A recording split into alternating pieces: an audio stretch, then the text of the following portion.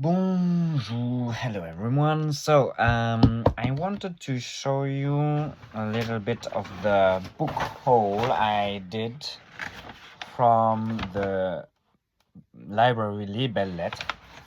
It's a library from Paris that I like very much, and every time I go to Paris, I stop there, and I spend a lot of time, easily a few hours, because there's really these interesting books on niche theme and philosophy, theology, history, linguistics. So it's I get lost. It's like Wikipedia. I get lost very easily there. And since I don't go a lot, often there, I did a little of haul. You saw the three bags, and I would just want to show a bit of the books, different type of books I bought. So I got this one. It's Le Rêve de Marc Aurèle from Frédéric Lenoir. Very interesting author from today, nowadays, and he is writing about the philosophy from Stoicism and Marc Aurèle. Very good read, very easy to read. I like his writing. Then I got something about linguistics. This is about the mystérieuse histoire du nom des oiseaux. It's about etymology of the noun, the name of the different birds. It's more like a book that you pick up to check the etymology, or if you're bored, you just read one article about a bird. It's from Mariette Walter and Pierre Avenas. They are both apparently, I don't know, until I saw these books, they are renowned linguists, so very good. I got also these two, one about the trees and one about the mammals, so it's the same authors, about the origin and the etymology of the noun or the name of the mammals, the trees, and the birds. Very, very interesting. Then I got a book on, it's called Dictionnaire Insolite of Spain, de l'Espagne, from Dolores Serrano Garcia, and it's more like anecdotes that you can follow. For example, La Raya, which is the frontière, the name of the frontière. Gaita, which is the biniou, which is the instrument, like Scotland, they have these. How is it called in English? Oh, cornemuse in French. And yes, very interesting anecdotes if you're a fan of history. Then I got a little poetry book. It's called Journal d'un poète, a journal of a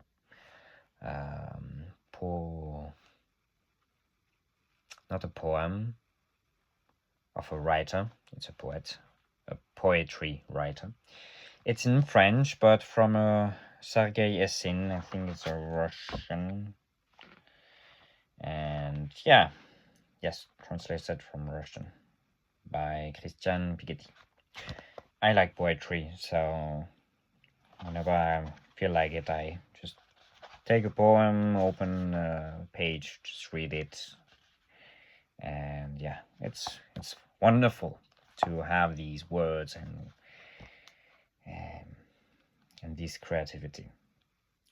Yes, so, and one day I hope to read it in the original as well. Then I got a book from Les Carnets du Sous-Sol from Dostoevsky, translated from Russian by Andrei Markovich, and in English, I guess it's the notes from below, I guess, from downstairs. It's about a character that hides in the garage, in the below the house, the place below the house, and talk and write about the pain of the words and philosophy. It's more like philosophical, and I already saw something post or about it, and I really wanted to have a look at it. Then, same thing from Dostoevsky. It's called Les Nuits Blanches, and other novels, The White Nights by Dostoevsky. Same thing, I heard about it in a post, and I wanted to get a bit more into this literature. Then I found this book in English. It's called The Bookmakers, and it's like several explanations and anecdotes on 18 inventors or innovators that helped create or innovate the making of a book. So you have, for example, the typography, which was pushed by John Baskerville and Sarah Eves in the 18th century. You get the binding chapter by William Wild Goose in the 17th century, for example. You got the printing by Winkin de Worde, which is more... I'll have a look. Where is the anachronist circulation of the book? The paper, what type of paper we are using. That was innovation by Nicolas Louis Robert, for example, 18th century, for example. Yes, very interesting. Then I got a book on Imperium. It's Richard Kapuscinski.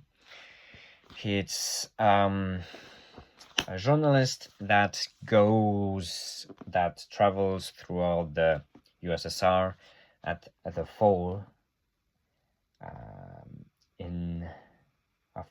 of the USSR, and he's describing really what he's encountering and also writing anecdotes on the historical events that happened. So very interesting read as well. I found this book on history too. It's called Paris Libéré, Paris Retrouvé from 1944 to 1949. It's the whole story of Paris after the liberation in 1994 and 1944 by Anthony Beevor and Artemis Cooper. Very fun read. You have really everything that happens written like a novel, but more explaining, like a good documentary, explaining what all that happened. Then another Dictionnaire de l'insolite de Florence. You get anecdotes inside. You get Italy, Dictionnaire des saveurs.